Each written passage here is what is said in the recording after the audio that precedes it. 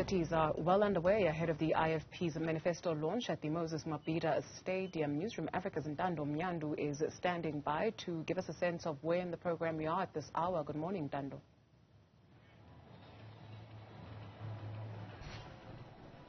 Well, Dudu, if I can tell you right now, the stadium is slowly, filling up to its capacity. I can tell you that the lower stands of the Moses Mabhida Stadium, is at least 75 to 80% full, but we've had, of an incident of two buses that, apparently collided, along the N2 just after the Ngcobo off-ramp. But to tell us more about this incident, I'm joined by the Secretary General of the IFP, Ngcobo. Thank you very much for your time. The incident that there has been two buses that have had an episode, what do you know about it at the moment? Any fatalities, any injuries so far? Good morning, Newzroom Afrika. Yes, the problem, an accident happened just on the way, on the N2, on the way coming towards Durban. Two buses, we are not sure what happened, but we think there is a collision. We haven't received the details of the accident, but we do believe that there were no fatalities from what we have been told. The reports we are having is that yes, it's an accident, but we are very hopeful that nothing bad happened. We would have heard by now if that was the case. Okay, now talk to us about the program. We are seeing that it is scheduled to start any moment from now. What time are we seeing the official program starting? Yeah, well, just wait a bit. Look, we promised the South Africans to see the IFP filling up Moses Mabhida Stadium. We will fill Moses Mabhida to capacity, and there will be people outside, and there is no proper spillover, unfortunately.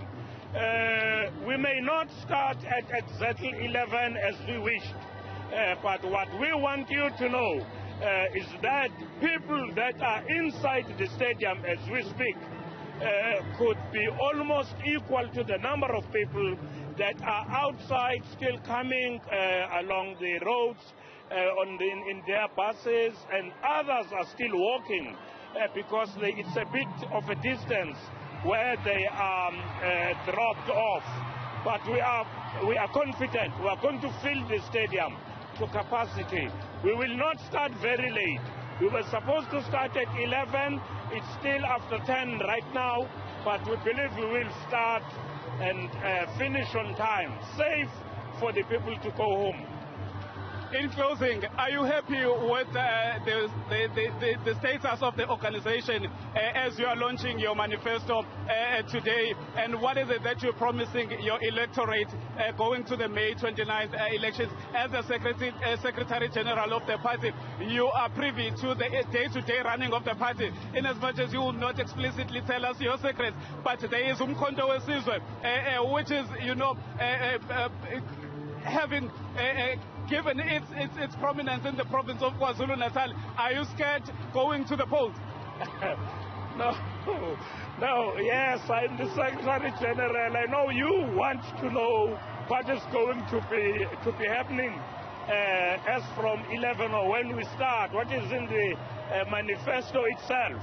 The manifesto will be unveiled at the right time. I cannot talk about those details. Safe to say that we know the problems that we are having in South Africa. The nation is suffering. We know the mess we are in as South Africans. And we are very confident that we will do everything possible to take the South Africans out of this mess. I may as well tell you now that we are not a bit scared of any political party outside as I speak. There is Ngcobo, which you referred to. There are other parties as well. And remember, there will be a lot of independents this time around. But I want to say we are not scared. We go confident to this manifesto launch and more to the 29th of May, to the polls. We are ensuring you we will do very well this time around. We are very confident. Thank you very much, Ngcobo. Thank you very much to Newzroom Afrika. Well, the Secretary General of the IFP saying they are not scared moving to 29th polls, as he says that they are very confident. They know there is an emergence of new political parties, an emergence of independent candidates, but they are confident that they will emerge triumphant come May 29 with these upcoming elections. He's saying that the reports that they have currently about the incident that happened on the N2 is there are no fatalities. There may be some injuries, but they've summoned the team that is going there to assess the situation, as there has been no official report on the status of that incident or accident. Well, that is back to you for now. Okay, Ntando, Mnyandu, thank you very much. Also at the Moses Mabhida Stadium is Newzroom Africa's senior politics reporter Ziyanda Ngcobo, who is standing by. Ziyanda, to tell us what's happening at this hour. Well, I can tell you that the stadium is continuing to fill up. You've just heard from the IFP Secretary General that they won't begin at 11 o'clock. But I want to reflect a bit more with someone who's been with the IFP whilst it was still in Nkata, in Kulego Yesizwe, Blessed Kuala. You are one of the longest serving members of the IFP, but also in many structures. How do you feel about entering an election for the first time without Ushenge, and you've dedicated this election to him, but perhaps also talk about what you believe the future of the IFP is without him? Indeed, we are excited that we are here at Mabhida Stadium today, and it's a beginning of a long journey that will take us to the 29th of May this year, where the IFP will excel. But I must also say that, as you have just asked me, that I'm one of those who are the longest serving members of the party, as well as in the legislature, because I joined the IFP while I was at the high school, at the Kombindela Zulu High School in Gwelezane. And in 1974, the Prince of Wapinangene came to inform the people of Mpangeni and surrounding that he's going to establish a party called the IFP. Then we joined the membership. We took the membership from that, and we elected Reverend Msani, who was actually a member of the Anglican Church, who became our first chairperson in 1974. So when we go to Wanzimela in Melmot on the 21st of March 1975 to launch the IFP, and then we were there with as card-carrying members.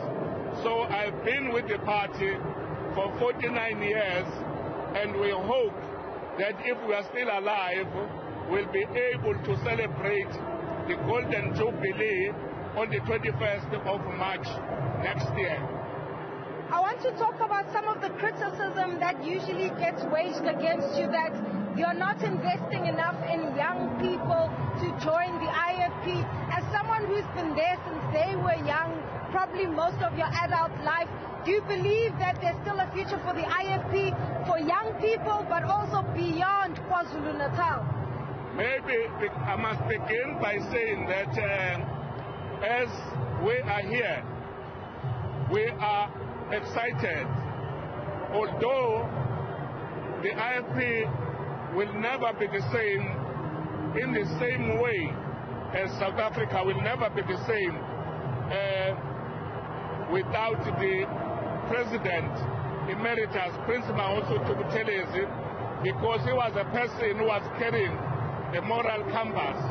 But I must say that people throughout the country must rest assured that the legacy of the Prince and the IFP will go from strength to strength, because even here The people who are here, more than 50% of them are young people, young women.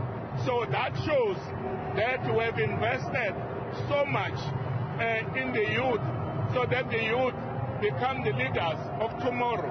But not really tomorrow, they must start now while we are here, so that we are sure that indeed it will move a long way. And secondly is that I personally, as the national chairperson of the IFP, I'm deployed in northwestern Limpopo. There are too many people who are here from northwest. They are also from Limpopo. Even Amakosi from northwestern Limpopo are here. I ushered them yesterday. They arrived yesterday, and then we gave them accommodation so that because it's too far, they are here. There are also people from Northern Cape. Then you can mention Free State, and I believe that there are also relatives from Free State.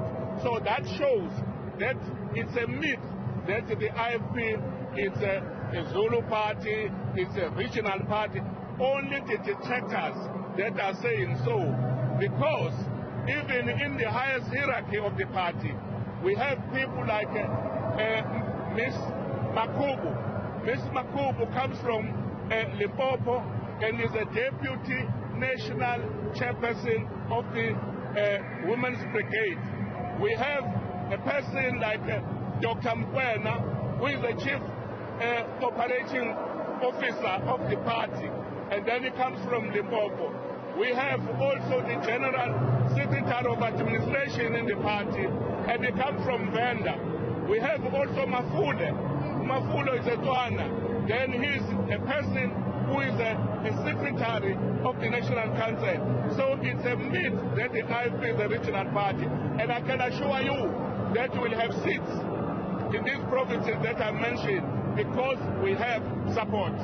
All right, so that's Bless Gwala. He's the IFP national chairperson, dispelling what he says is a myth that the IFP is a Zulu party, it's a tribalist party, saying that in fact in the provinces across the country they will have seats, not denying of course that KwaZulu-Natal remains their stronghold, but certainly also reflecting then on just how much work has been put into putting together this manifesto launch.